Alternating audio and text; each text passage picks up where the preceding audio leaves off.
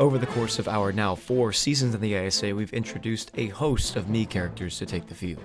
Since there wasn't too much time to introduce them in the recap series I made for seasons 1 through 3, nor will there be much time in the upcoming season 4 series, I started this side series to recap the lore of every ASA Mii. Last time we covered season 1, which was certainly the biggest chunk of characters to discuss. That means this time we can go all the way up through season 3, beginning with the 9 newcomers from our second season. Before we do though, note that this video was released early for our now 400 plus channel members, perhaps better known as the Ball Knowers Club. If you want to get access to this kind of video before the rest of the world, access private Discord channels, prioritize your comments, and even join in on a Cobblemon server with myself and many of the ASA GMs, please consider signing up today for $5 a month. A big thank you to all the members watching this early right now. I'm beyond grateful and lucky to have you all supporting this journey, and it wouldn't be possible without you. Anyway, as I was saying, let's get this show on the road. If you haven't watched up through Season 3, I recommend you check those videos now to avoid spoilers. Season 4 spoilers naturally will not be discussed. For our first Mii of the day, let's talk some big fella. This brown Mii was created to serve as only the second in the league alongside Real. He, with Karlg and another fan favorite we'll discuss later, was created by myself and my brother Jake, another of the 8 founding GMs. He first appeared on our Wii U to fill out our Wii Sports baseball rosters, but once he had a taste of that rush, it's no wonder he decided to jump ship and follow Karlg over to Baseball Island for some real competition. I've got 2 pieces of trivia for this guy.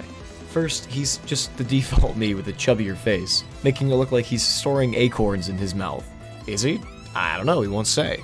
Second, I actually didn't consult the Wii versions when bringing Karlg and Big Fella over, which resulted in a very funny mix-up, where Karlg was mistakenly named Big Fella for all of Season 1. Don't worry, they've since been fixed. To wrap things up on this guy, he's known for being a lifetime wild, where he won the championship in his rookie season and has always been a top-level competitor. Next, Coach. This one gives me the chance to talk about something really funny. Back when I was still in the early years of teaching myself to edit, I tried to make a level 9 CPU league in Smash Ultimate, focused entirely around Miis. With the help of my good buddy Greenlit, 2 episodes released, featuring predominantly downloaded characters from the Shared Content tab. Among the only original characters in Mii Battlegrounds was Coach, an Army veteran and 60-year-old high school PE teacher. A black Mii, Coach has made rare appearances in the league, most notably toward the end of Season 3 with AJ's Monsters. When he's riding the pine, he's very easily upset by watching his teammates make mistakes due to a lack of discipline, with chem partner Ordeal being the biggest offender. He means well, so the two still maintain a good relationship despite his frequent lectures.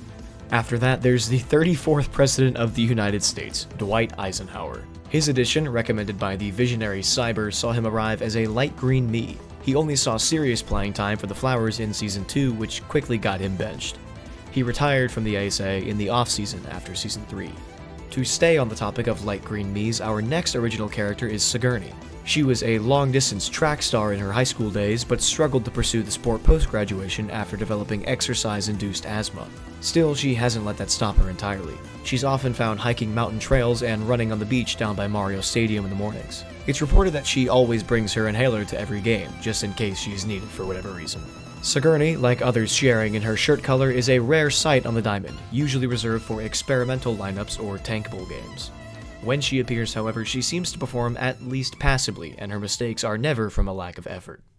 Now, a string of existing fictional characters who sort of explain themselves. First, there's the one swing man, Saitama, known primarily for his time with the Jake Cuevas Muscles as an athletic third baseman and occasional power hitter in the right moments. Next, Melania, the Bat of Nicola. Oddly enough, she's primarily known for her defensive prowess. She spent her debut season with Cyber's Daycare, but swapped places with the Spitballs Gangsta Mario starting in Season 3. To close out this segment, we've got a pair of Blue Miis. First, Madeline, the protagonist of Celeste. She didn't play in her rookie season, instead riding the bench for our second highlighted player, Captain Falcon. Falcon was both an all-star and Mii of the Year with the Season 2 Monsters, but AJ's arrival as GM saw him dismissed in favor of Madeline for Season 3. Falcon found a temporary home with the Fireballs, but did not see the field for them. For our final Season 2 Mii, it's none other than Empty. Coming from the same background as Karlg and Big Fella, Empty came to Baseball Island after a strong showing as a pitcher in Wii Sports Baseball. Empty, which of course is not her actual name, is a young prodigy, a late teen just like Teal. She rarely speaks, and when she does, it's only to communicate something urgent. She is, however, quite fluent in sign language. She seems to find it very entertaining to only sign around people who don't understand it, but we can't say that for certain because she doesn't exactly show much emotion. She split her first 2 seasons with the GMs she was most familiar with, starting with me as a flower and spending Season 3 with Jake Cuevas and the muscles. This is the only time I'll tease Season 4 for those of you who haven't been keeping up, but she's quickly blossomed into a fan favorite role with a new team, and as a starting pitcher no less. Because of their similar ages and fan favorite status, she and Teal have developed something of a rivalry.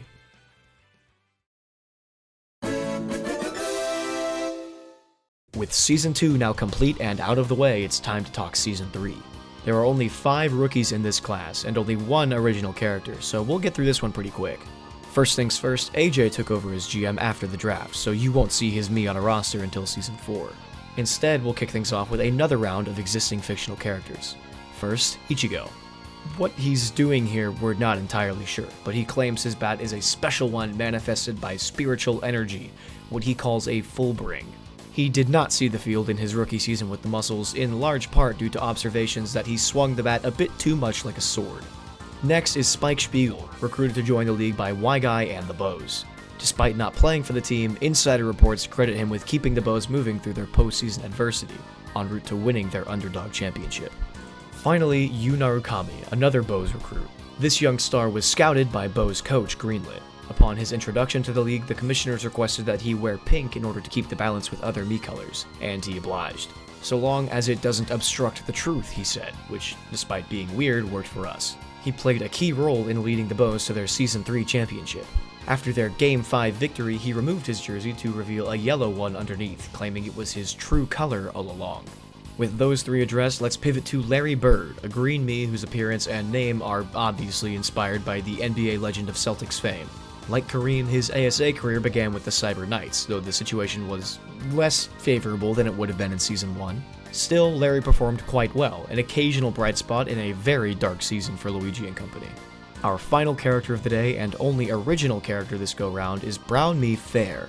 She, like many other Miis, truly loves the game of baseball, enough to ignore the hundreds of fair ball puns her coaches, teammates, and other contemporaries have made over the years. That passion led her right onto the reigning champion Wilds, where she took Big Fella's spot for the first half of Season 3. Due to some lackluster performances earning the ire of Wilds fans and coaches, she did ultimately lose the job, but sticks around looking for an opening to get back on the field. When she isn't going hard at practice, she's been known to be a big fan of wrestling, once getting into some hot water for almost breaking Real's arm at a team bonding event.